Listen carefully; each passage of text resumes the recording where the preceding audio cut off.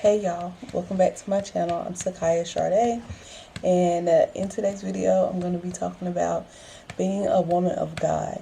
I was going to try to film this video without this baby and looking better than what I'm looking right now, but he would not let me put him down, and my husband is tending to my toddler, and if I'm going to stay true to what I said in the beginning of the year, which was I'm going to stay consistent for a whole year this year and my posting and stuff like that. So that means, sometimes I'm not going to get to put myself together. Like, this is straight out of bed. The only thing I've done is brush my teeth and eat breakfast and sit on the couch and breastfeed.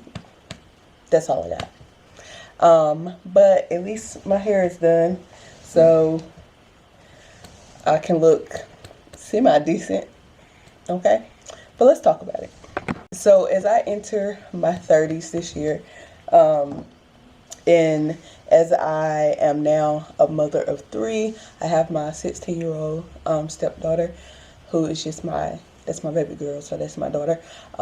And then I have my 2 boys, one 1-year-old, and then this one right here is Styles, who y'all have seen a couple times, and he is 2 months, almost 3 months old. But yeah, as I come into this season of my life, something that I'm really focusing on is being the woman of my household, but more importantly, being a woman of God for my family, a woman of God, like, within myself. Like, I want to embody that, like, you know what I'm saying? And, what that means and what that entails. So I'm going to read a couple of scriptures from the Bible that talks about essentially what a woman is from the Bible. Now, these are not all the scriptures in the Bible that talks about, what a woman is and what a woman embodies, but this is just some things, okay? And if y'all want me to do like a part 2, part 3, part 4, part 5, let me know. So here we go. We got 4 scriptures. The first one is 1 Peter 3 and verses 3 through 4. It says, "Don't try to make yourself beautiful on the outside with stylish hair or by wearing gold jewelry, fine clothes. Instead, make yourself beautiful on the inside, in your hearts, with the enduring quality of a gentle, peaceful spirit. This type of beauty is very precious in God's eyes." And this one is like, okay, it's like my favorite one because, okay, it's saying like, okay, my hair looks good, right?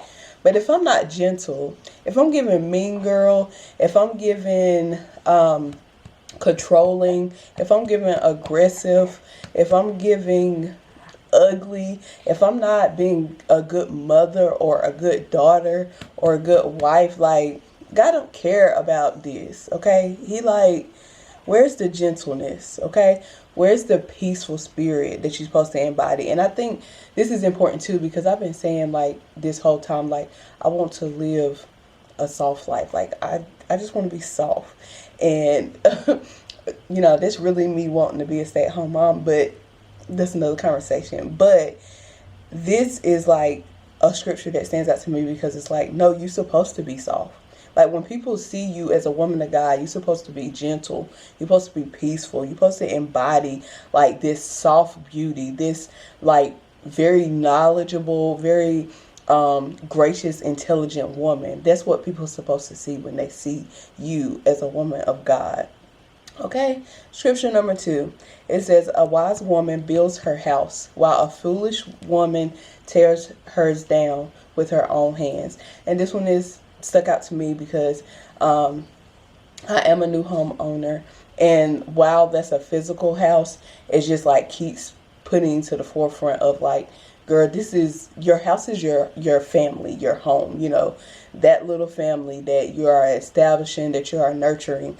And so it's like, as the woman of the household, I'm supposed to be wise, right? Which means like I'm supposed to be building my husband up, building my children up, right? Not tearing them down, not being a negative Nancy, not like not taking care of them and being so selfish and thinking of myself. Being a woman of God, being a mother is a selfless act. Being a wife is, selfless too. And that's not to say that your children and your husband don't have like the things that they're supposed to do. That's not what I'm saying. That's not to diminish what they need to be doing either. But that's just saying what you're supposed to be doing, okay?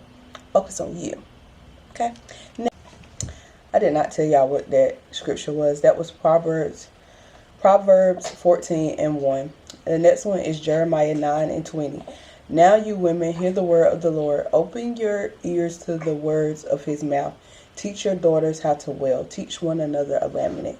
And the reason why this one stuck out to me is because it's like, okay, like, it's basically to me saying, especially women who have daughters, like, you're supposed to be being an example. Or like, for example, I'm a teacher, so I'm around teenage girls all the time. Like, I'm supposed to be being an example, a leader to them, showing them how to be a godly woman, how to think Christ-like, how to be gentle, how to be nurturing, how to be, like, have confidence in themselves and not, expose themselves or throw themselves out there to be, looking crazy, looking a mess. That's how I'm supposed to be doing. Also, I feel like it's telling me that, like, we're responsible for leading and guiding our girls, our daughters, and we're responsible for literally, like, shedding tears to the point of we're crying out to God to make changes, okay? Like, as a woman of God, we supposed to be learning and teaching and showing and being an example of, like, when you wail and you cry to God and you tell him how thankful you are and you share your sorrows with him and you tell him how sorry you are for the things maybe that you have sinned and done, then, like, change happens. As a woman of God, you can make change happen. You can make things happen, okay?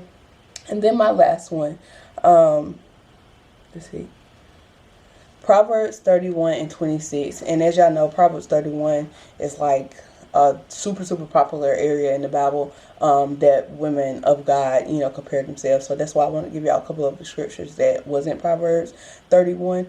But this last one is Proverbs 31:26. She opens her mouth with wisdom, and the teaching of kindness is on her tongue. And so there it is again. That's that reminder of, like, boom, we supposed to be kind. We supposed to be wise. We supposed to be gentle, right?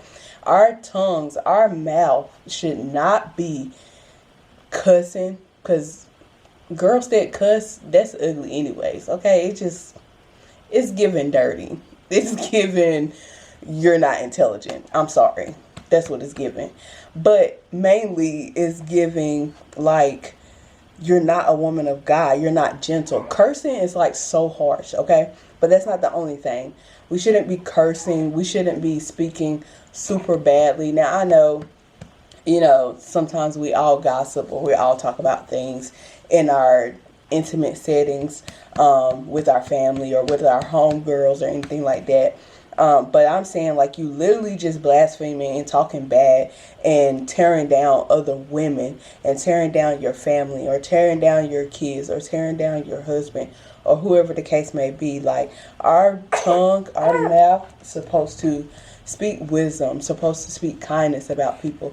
Our words should help people. It should encourage people. It should grow people. It should fall soft. You know what I'm saying? Like, it should bring people peace. It should, even if it convicts people or it's the truth, it should be laid on with wisdom and kindness, okay? Like, that is what I'm getting. That's what I'm getting. So, if y'all want me to do a part 2, part 3, part 4, part 5, because there's a lot of scriptures in the Bible, that will help us grow as women of God and continue to, be the person that we should be.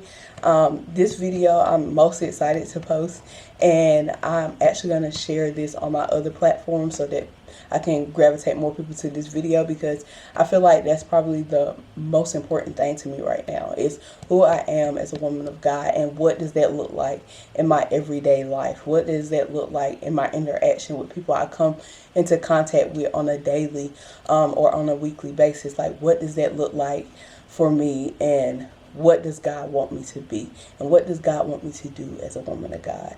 So if you like this video, please give it a thumbs up, and I'll see y'all on the next one.